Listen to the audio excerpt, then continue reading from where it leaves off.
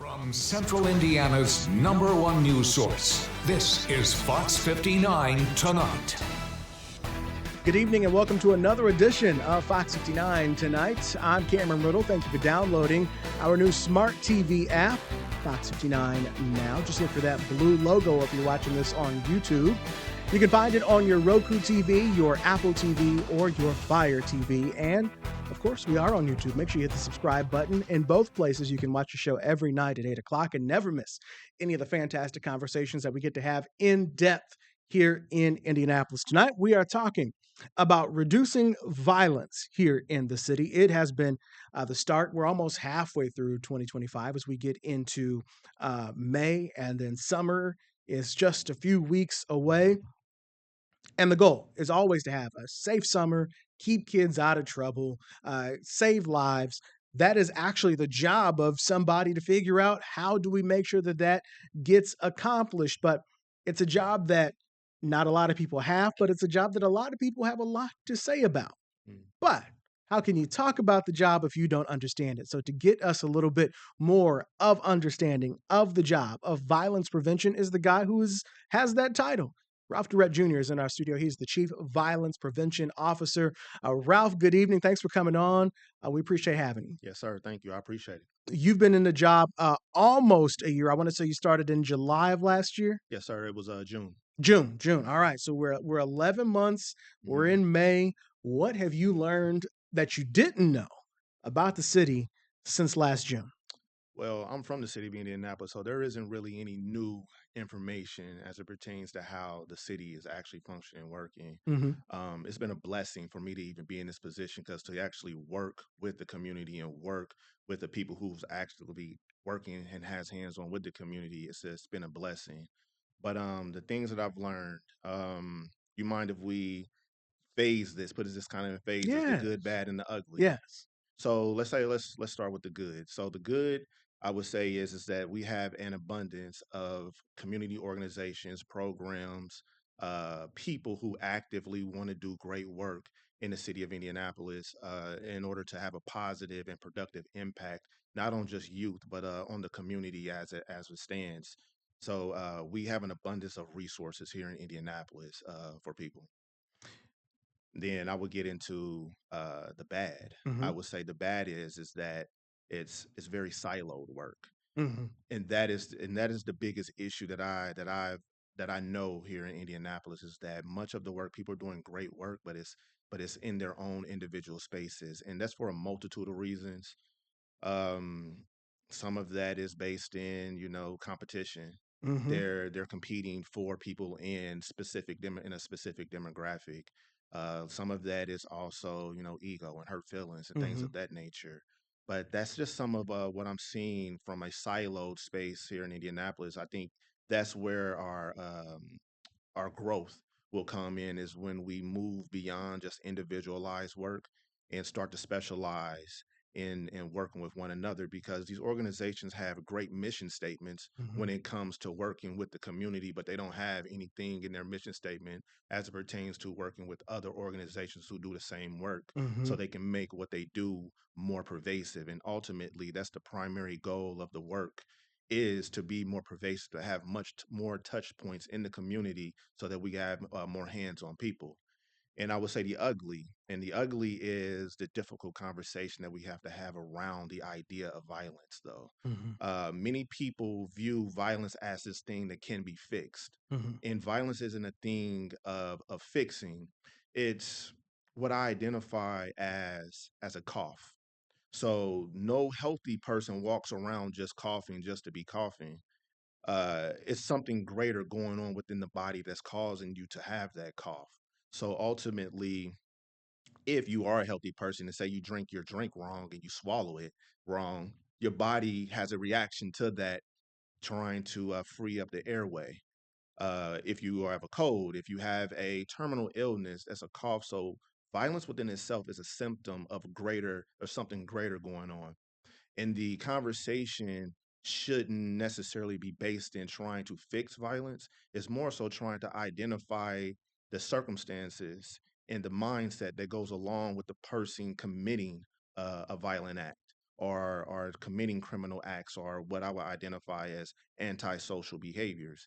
These are things that we have to dive in deeper into, because if we're just focusing on violence, we're actually missing we're putting the cart before the horse in this type of situation, because violence has existed since the beginning of time, basically, and it's not something that we should be focusing on fixing. It's really mostly focusing on the mindset that leads a person to behave in the ways they behave, because these young people in general, are not sociopathic mostly, nor are they psychopaths. So what we're dealing with ultimately is learned behavior. And if they can learn this type of behavior, they can also unlearn it, but it requires a very intentional deprogramming in order to reprogram. Ralph, we might about to touch on something that's going to rub people the wrong way, Mm, and you're the first city official who is in that seat actively hmm that I have heard say what people say on the street or what people say to me on the radio. hmm And that is that there are so many of these organizations that are out here, hmm but nobody wants to work together. Yeah. It almost feels, and this is just me listening to you, it almost feels like that is the harder part of the job It than is. the actual violence itself. Yes, that's the biggest hurdle that we have to. This is what, and this is not just around violence. This is not just an Indianapolis thing. This is holistically an American type of thing, though, Mm-hmm. where people are very tribal Mm-hmm. in what they want to do and how they want to do it. But we want to talk about overall positive influence and impact. Mm-hmm. But how can you have overall positive impact if you're just operating within your own silo and you only want to choose and pick and choose who you want to work with? Mm-hmm. Um, Ultimately, it's very it's very disheartening for an organization to teach conflict resolution, emotional regulation, and emotional intelligence when the people who are teaching it don't actively practice it. So how can you as an organization have any credibility at Mm-hmm. that point in time? Because these young people, they see it, and they're operating off of this. And this is why much of my job isn't just focusing on the youth, it's focusing on the community. Because, Cameron, we have to be the walking representation that people need to see and have to see. The representation is far more powerful and is stronger than the explanation. And many people do a really good job of explaining how people should be, but you're not the active representation of what that is. And what I try to do in my job is that I always try to be the representation that I need to see and want to see out in the world, and be the representation, because people are watching you whether you know that or not. So that if you are an organization and you have issues with other organizations, the young people see this. People who are part of your organization see this and they hear it, and you do these things not recognizing, or maybe you do recognize, that these same people also are part of those other organizations as well. Mm-hmm. So they're competing over the same demographic of people, and through that, programs and organizations, they have to dive deeper into why they do what they do beyond just providing services to the community. I could sit here and do a show every day this week with a different organization of somebody who is trying to reduce violence and fight crime and keep the youth doing X, Y, and Z. And then oftentimes when I do those stories, I get a call from somebody else who says, "Hey, Cam, such and such really isn't about the right? Mm, And that they really be doing this and mm, that and the other." And so I hear about the ones, and then you're gonna call, hey, like the one that you just talked to, like that was legit. Like mm, they are actually, and it's usually what I've learned is it's the quiet ones. It's the ones that we don't know about. right, The organization that you never hear of. I've been hip in recent weeks to some organizations that have been doing some work for a long time. Never heard never heard about them. right, They're not on the TV. They don't end up getting on the news. But they're also the ones who end up being underfunded too, for sure. because closed mouths don't get fed. The same time, the people who, and this isn't always, but there are, I have been made aware of people who are always the loudest ones. They make it look like they're doing a lot, but could be some of the least effective, I guess, or most Right. ineffective. Have you seen that? Well, it's I believe the adults have to be the adults in this space. And when I say that is that we have adults behaving like children Mm-hmm. and children behaving like adults, which is why we see this dichotomy of what's going on in the world. So to ultimately, I believe that we have to move beyond the gossip aspect of all of this stuff and who does what and doesn't do any or who doesn't do what. We have to get to back to the foundation of what makes us powerful people, though. Mm-hmm. Building a foundation and getting to the nuance of what the root of what's actively going on in the community beyond all of the gossip of who's doing what, and that doesn't really even matter. Mm-hmm. Can we get back to the foundation of what makes us who we are? Mm-hmm. That is the conversation that we did have when we talk about community. When I hear people use the term community, I have to go through my mind and jump through hurdles to identify what are they talking about. Which community? Yes, I have to figure out what are they talking about. Or even when people use the term violence, what are you talking about? Mostly they're talking about gun violence, but if we're going to put violence on a gradation scale, gun violence is so far on the other end of it that we're skipping all of these other forms of violence in order to get to that point. Mm-hmm. So it's time for us to get back to the foundation of who we are and why we do what we do. Because if it's just based off of being the number one and greatest youth organization in the city of Indianapolis, you are doing a disservice to the community ultimately. The goal and the mission of what we do, why we do it, and how we do it should be based off on the best interest of the people we're supposed to serve. That is the ultimate. That should be the ultimate goal.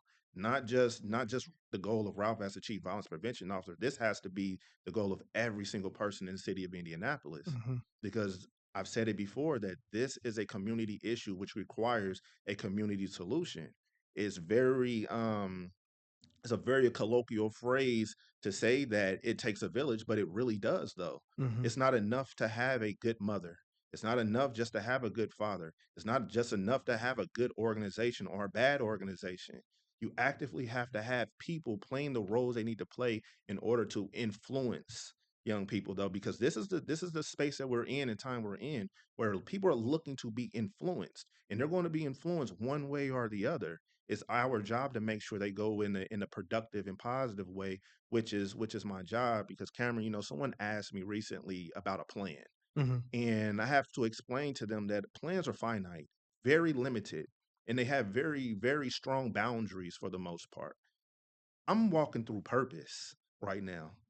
And that is meaningful intention of breathe in positive life in order to exude positive energy, in order for me to create and cultivate positive and good ground, though. And when I mean positive, good ground, that spirit, that meaning that my presence is strong in every space that I'm in order to influence not just young people, but also the adults in that space.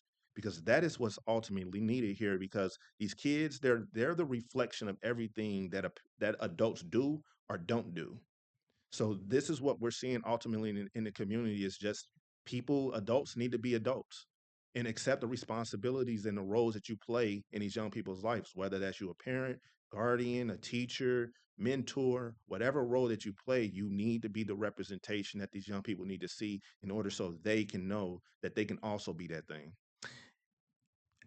I can tell that you've learned a lot, and you've seen. I know you said there wasn't a lot to that you didn't, but I think you did. I think you Yes, saw sir. a different side. I think you saw the true. It was probably organizations you had heard of, but now you've seen how they operate. Yes, sir. So I do feel like you've learned a lot, even if you realize that you didn't. But does do you report directly to the mayor? No, so I'm an employee of the Office of Public Health and Safety. Okay. Ultimately, I am an employee of the city of Indianapolis, but I work in the Office of Public Health and Safety. So I report directly to my bosses in that office. Has anybody asked you like I just did, Ralph? What have you learned? It's honestly the first time that I've been asked that question. Really? What have I learned? Um, it's a tough question, and I think it's a question that people are not necessarily open to asking because I don't know if people are willing and ready to have real and deep and nuanced conversations about what this stuff actually means. Mm-hmm. Because like I said, when we talk about violence, it's only gun violence. Mm-hmm. What about mental? What Mm-hmm. about physical? What about Mm-hmm. social? What about economic? What about educational violence? Those are levels of violence that leads up to the ultimate gun violence. So if we're skipping over all of that in order to get to gun violence, we're missing everything that leads up to it. So my job is to bring everybody back and center everything so that we're able to get to the foundation and build a stronger foundation so that any principles, any ideas, any organization, any initiative can sit safely on that foundation and ultimately reinforce what the culture is saying that we need the organizations and institutions to do. And you have to have a foundation for that. Right now, we have organizations trying to develop their own foundation. Mm-hmm. And through them developing their own foundation, they're doing things in their interest and that they see for their demographic. But if we're looking at this holistically, there are people who don't fall within the demographic of certain organizations, but they still need services. Mm-hmm. So do we just ignore those people? Mm-hmm. That is the issue. So if we're going to look at this, and I see it from a bell curve, you have your high achievers and you have your ones who are not doing so well. We can see this in school. What happens to that middle ground group of kids that falls within that, who is not super high achieving, Mm-hmm. but is not also causing problems within the classroom? Is it productive to ignore that group of people? I would say no, because they're going to move one way or the other. The goal is to slow that down from getting people going into that far right group that's causing problems. So we have to pour into the community that's going to be able to touch more people. So organizations and institutions, and I would even say initiatives, they're not built to usurp what culture is supposed to be doing. Mm-hmm. And what organizations and institutions and initiatives are trying to do is trying to usurp what culture is supposed to do, and they don't have the capacity to actively do that. So ultimately, we have to get back to the root of why we do why what we do, and work on the culture and the environment and build a foundation that is reinforced through organizations and institutions across the board. Do you know if you picked a number, how many organizations do you think you've met with over the past year? I've probably taken over 100 meetings.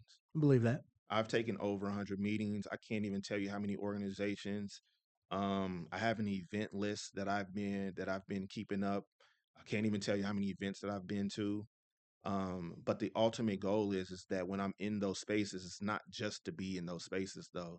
It's to not always have to grab the mic and speak, but it's more so that my presence is felt in those spaces. So when I'm engaging with the community directly, or I'm engaging with community organizations or institutions, is to make sure that, like I said, that I have a good spirit and that energy is left in that space so that whether I'm there or not, I'm still there having the conversations by and building with people.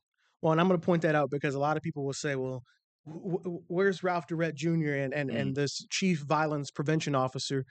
We don't see him. We haven't heard from him." mhm. And I think what you're saying is that could be an interpretation of what this job should be, but that's not how you do the job. You are a listener, and what I feel like you're saying is, I have listened to so many people that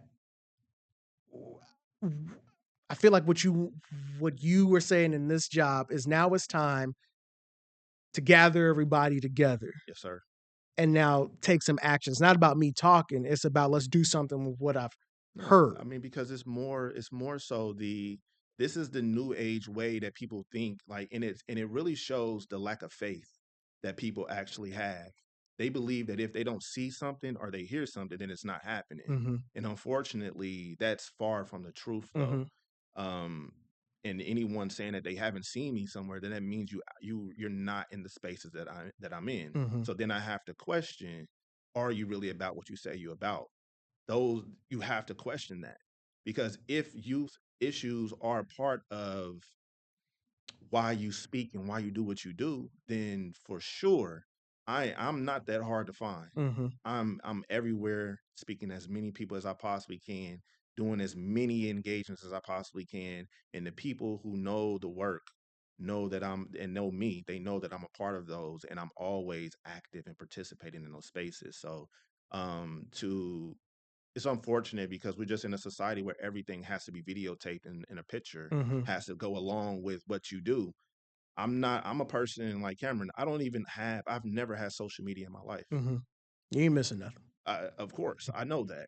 But it's like people assume that just because you are not taking pictures and videos of everything you do, then you're not doing it. And that shows the lack of faith that a lot of people are actively have in today's time. But there are there are people doing great work that no one even knows about. Mm-hmm. And I've met these people though, and these people are not even part of organization. These are parents Mm-hmm. that I work with though, who are still, these are really good people, but they still struggle though. Mm-hmm. So is how do we identify these people though? And that's the ultimate goal, that we have to move beyond just trying to find people who have these overarching big issues. But what about the people, like I said, who operate within that middle space? So they do okay, Mm-hmm. but they're still struggling though. And the goal is to keep them. The prevention aspect of my position is to keep them from veering over to the other side, where now they're being identified by IMPD, or they're Mm-hmm. being identified by these organizations as high risk people. That's the ultimate goal. So for me, I'm always thinking about the prevention aspect of these things. How can we build community? How can we build society? How can we build people so that they can be fulfilled in their lives, though? Does that mean that they're going to be doctors, lawyers, and engineers of that nature? No, it just means that they are fulfilled in their own individual life, and they have the ability to define what success looks like for them here in Indianapolis. Well, Ralph, I want people to know we're going to take a quick commercial break, but Hmm. I want people to know that when I first met you, you didn't know who I was and I didn't know who you were. Hmm. It was last year. So I can say, as a witness to the way you operate and the way you do your visits, I had a set of my school buses doing a pickup at the Summer in the City, and I just so happened to be there checking on the buses, and you just so happened to be there. You were checking out the program, Yes, sir. real low key. Somebody just introduced me to you. I didn't know who you were. Yes, sir. You weren't there talking. You weren't there doing a presentation. No. You were just looking and listening and seeing how people operate. So I can say that if somebody said they don't see uh I've never seen Ralph Durrett Jr. at an event. Well, you might not have, but he be there. He was after you were in the back, off in the corner, talking to somebody. That's how I met you. So Yes, I sir. do know, I can witness as that's the way you operate. We're gonna take a commercial break. We'll be right back. Right on.